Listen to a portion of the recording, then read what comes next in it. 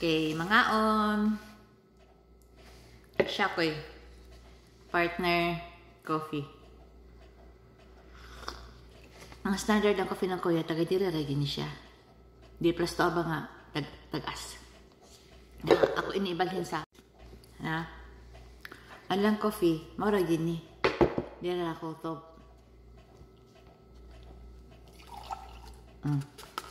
Muna ilahang coffee na standard diri. Dili taga-dinhi. Manay coffee style sa Korea. Tapos, alam nyo, ang Korea, nagsunog. Ngaon, sarap.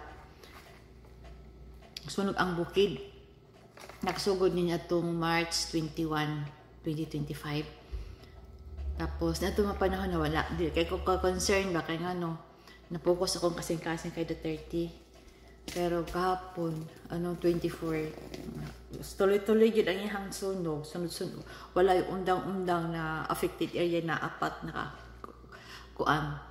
lugar. Wala, nakalbo na. Ang kahoy mga dere, tuwing winter season, wala yun na siya dahon.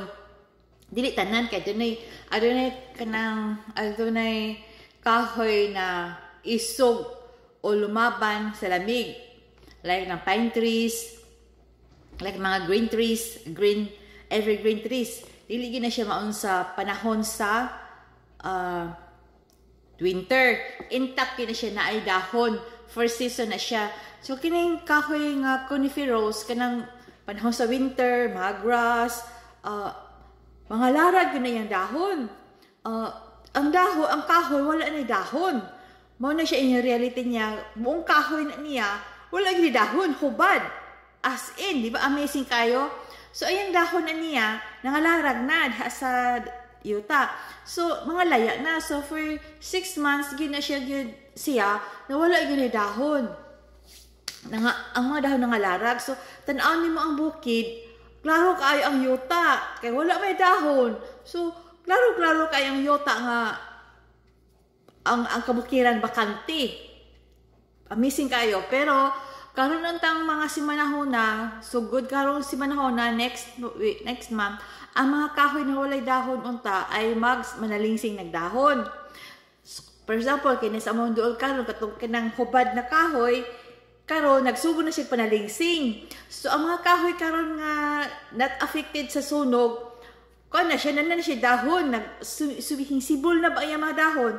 Ang uban pod adun na kanang mga kahoy na mahimo siya mag-produce of flowers kanang gitawag cherry blossom. Nag-start na siya bloom. Ang pang mga kahoy karon na pang kahoy na for cherry blossom, nag-start na siya bloom karong simanahona. So next week unta kanang mga kahoy nga karong nasunog ay manalingsing na unta nagdahon. Tapos unfortunately ay nasunog. Oh my God! Ang mountain na sunog! Ang mountain na apat ka areas dira sa Korea nga dakong lugar na sunog. Ang mga kahoy good ay inatiman. Wala yun ay putol-putol. Wala putol-putol mga kahoy din. Hindi pwede ka magputol. So, ang mga kahoy na ay mga 500 years, may 600 years, inana, mga 200 years. Inana siya ng duration sa kahoy. Tag-ask ay mga dagko niya. Ang apektahan ang kanang mga pine trees. Ang mga pine trees, ay 400 years, 600 years, 700 years. Na-apil kay dikit man. Ang wala yun ay kahoy nila dire, inatiman dyan na ilang nature. Wala yun ay putol-putol.